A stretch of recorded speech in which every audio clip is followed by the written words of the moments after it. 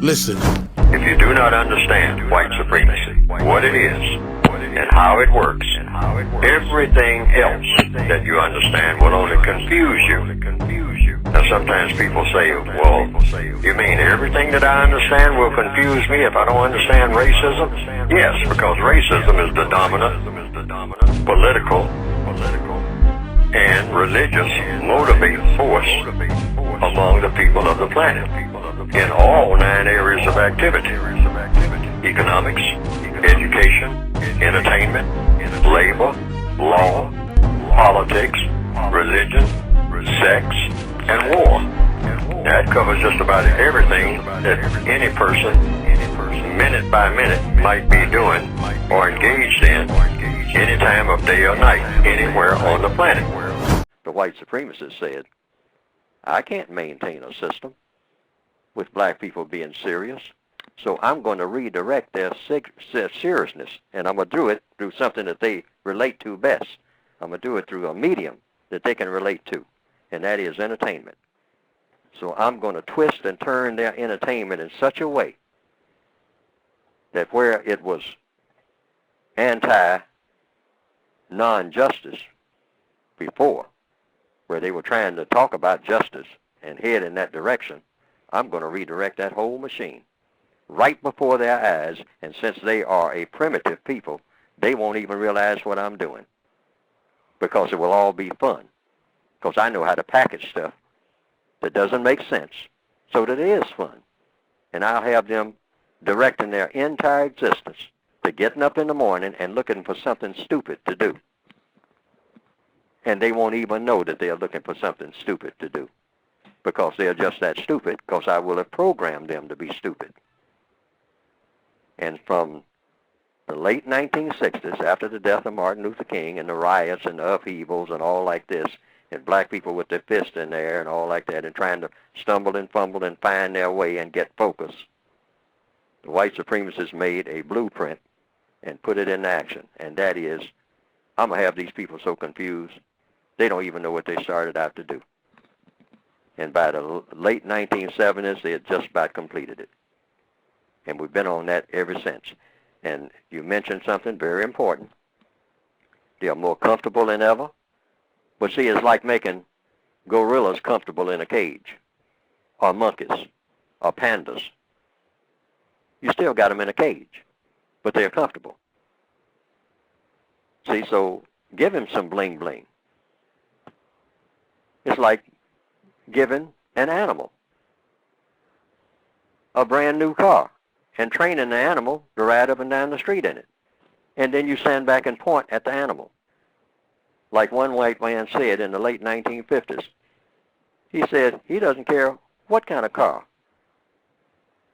a Negro has. He said he's still a nigger.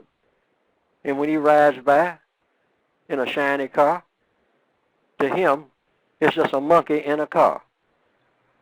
White people built a car, put a monkey in it, trained the monkey to drive the car, so now you're looking at a monkey in a car. See, but black people don't see themselves that way. But this is how the white supremacists see us, and they are the ones who run our business. And we have to know that when they look at us, that's what they see. That's what they see. That's what they see. And at a subliminal level, what they see begins to spill over into our brains, so that we at a subliminal level see each other that way. And indirectly see ourselves that way. And that's why here it is in the year 2008, we have no problem slaughtering each other and think it's fun. You can hear the 9mm popping in the night even as we speak. That's black people out there having fun, because that's what we're doing. F-U-N, that's what that comes under. That's entertainment. Killing each other. That's fun. That's almost the definition of black fun. If we're not doing that, we're not really having fun. If we're not doing harm to each other, saying something derogatory, and really, the crown and jewel, killing another black person, we're not really living. And we don't even know that that's our culture. And the white supremacists have very carefully engineered it. Now, this is very important to know in order to solve our problems. Because you say, well, now knowing that, Fuller, what's the solution? One is very simple. Black people shouldn't even be in contact with each other unless they're talking about something constructive. That means the cell phone should be dead silent most of the time. Because you listen to the average black conversation in this area of the world on a cell phone, and what do you hear? You don't hear anything that's necessary to be said. I know you. I know your father, your grandfather. I had them in chains. You can get in each other's face. You can run around with your little 9mm killing each other. Don't you get in my face at all.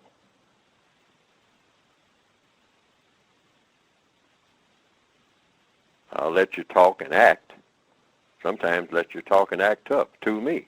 But remember, I'm letting you do this. Because I don't have to let you do anything, including breathing.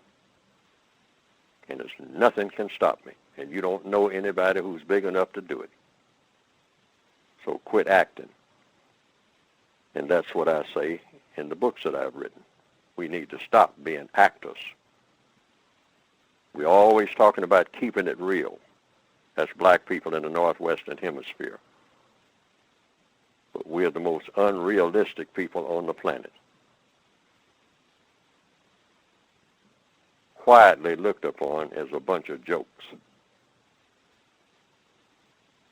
But people talk nice to us because they don't want to be bothered with us.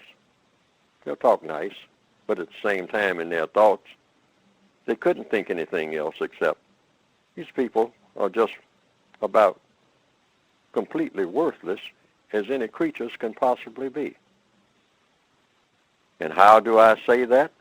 I'm talking about this is the voice of the white supremacists now.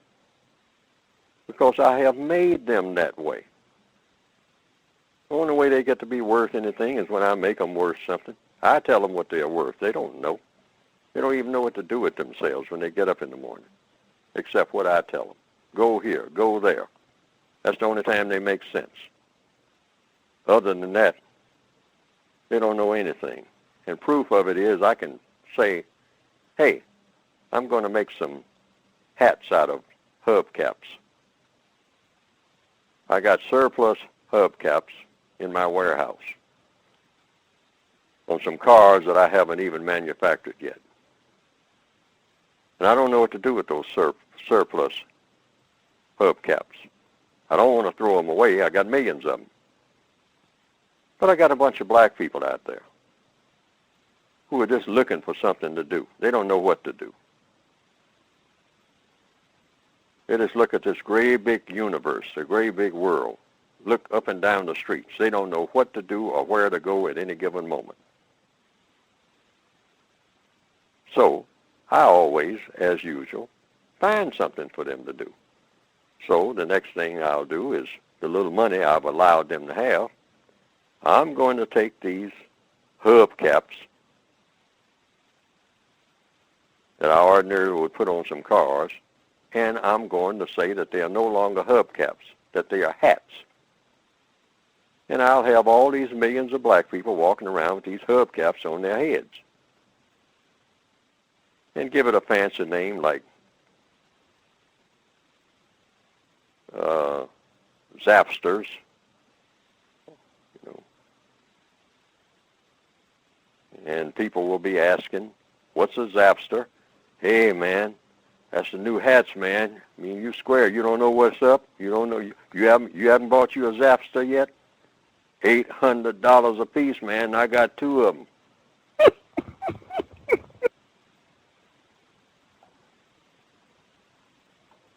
My buddy got them at a discount. He works over there where they got the stuff stored. And some white supremacists, about 23 years old, right out of college, thought up the idea. We'll sell them to the black people. We don't have to throw them away. Call them Zapsters. What's a Zapster? That's a hat that black people wear.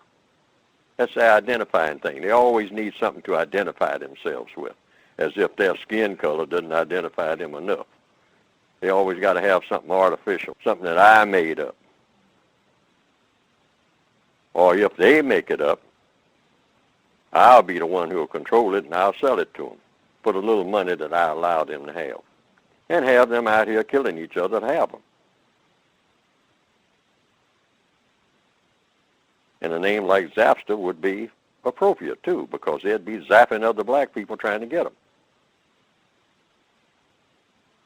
Put 5 shots in somebody and grab that Zapster.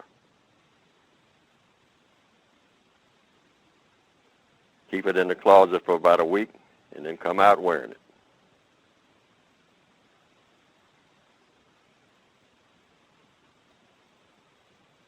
A hubcap. That's the way millions of us think. Rather than say, wait a minute. I'm not doing nothing of the kind. I'm not going out and buying none of that stuff. I'm not going to even wear it if they give it to me.